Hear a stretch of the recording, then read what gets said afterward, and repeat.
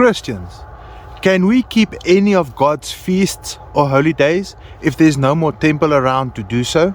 Many Christians and Torah observers say that the Passover feast, or any of God's feasts for that matter, cannot be upheld or celebrated in our own dwellings or homes, as it is written in God's law. Let's test that. You may not sacrifice the Passover in any of your gates Yahweh your Elohim gives you, except in the place He will choose as a dwelling for His name. Note, in the dwellings God gives you, talking about the promised land, the same land promised to Abraham, Isaac and Jacob. Question: where did God choose the place for the dwelling of His name? But I have chosen Jerusalem, that my name might be there. So, God chose Jerusalem for the dwelling of His name. Christians, did you know that Jerusalem is not only the place God chose for offers and sacrifices, but also the place God chose to worship Him and to praise His name? Jerusalem is built like a city that is closely compacted together. This is where the tribes of Yahweh go up to worship Him and to praise His name. So Christians, by your logic, we are also not allowed to worship God because there is no temple? Question: would Jerusalem always be the people of Israel's place of worship? Or did God reject His holy city? Did you know that the city of Shiloh was also the place where God put His name in for worship, and then totally destroyed it because of disobedience? Therefore will I do to this house, Jerusalem, which is called by my name, wherein you trust, and unto the place which I gave you and your fathers, as I have done to Shiloh. Here we see Jeremiah prophesying that the house where God's name was called upon, Jerusalem, will be destroyed just like He destroyed Shiloh. And Yahweh said, I will remove Judah also out of my sight, as I have removed Israel. And I will cast off the city Jerusalem which I have chosen, and the house of which I have said, my name shall dwell there. God rejected His city Jerusalem, and the people were attacked, and they were scattered amongst all nations. Question: are we now lost? There is no more temple. How can we worship God if there is no more temple? Where can we keep God's feasts if there is no more temple? Question: how did God's people worship Him when they were still slaves in Egypt under the bondage of Pharaoh, when there was no temple built yet? They did not worship God in a temple made by man's hands when they were slaves in Egypt to Pharaoh. Neither did Abraham worship God in a temple under the Melchizedek order. Yeshua knew the temple would be destroyed and told the Samaritan woman this: our fathers worshipped on this mountain, and you say that in Jerusalem is the place that men ought to worship. Yeshua said to her, woman, believe me, the hour comes when you shall neither on this mountain nor in Jerusalem worship the Father. Question: did Yeshua just say that we'll no longer worship in Jerusalem? And why do all of you say that Jerusalem is the holy city if God rejected it? And what about the city of Shiloh that was also chosen by God and rejected? And why did Yeshua say this to this woman? But the hour is coming and is now here when the true worshippers will worship the Father in spirit and in truth.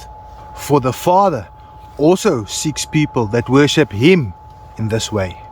Question: if we do not have a temple yet, do we not fall under the order of Melchizedek?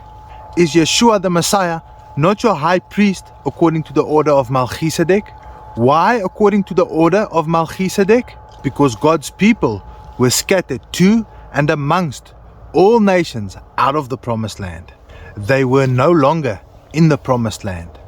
Here we see that Yeshua is fulfilling a prophecy when He is speaking to the Samaritan woman. Pay attention now. Therefore say, thus says Yahweh your Elohim, because I have driven them off far away amongst the heathen, and because I have scattered them abroad unto all countries, I, Yahweh, have become a sanctuary or a temple unto them. for a little while in their land, the countries where they live. Also note, God becomes a sanctuary for us, but only for a little while.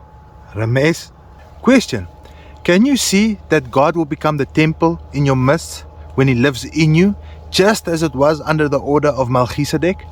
Yeshua answered unto them and said, If a man loves me, he will keep my words, and my Father will love him, and we will come unto him, and make our dwelling with him. Question: could a temple of God ever function without a mediator or a high priest? No, never. Hence, Yeshua, who is the high priest according to the order of Melchizedek, also has to dwell in us with God the Father, to intercede for you as a high priest, but only for a short while, approximately 2 days, I would say. Ramesh, we become the temple for God to dwell in, as God no longer has a temple to dwell in. Only until the new Jerusalem comes down out of heaven, so God can once again tabernacle with us. So, from a temple being changed from a building built by man's hands to man becoming the temple, you would need a high priest that would always be present, because the temple is all over.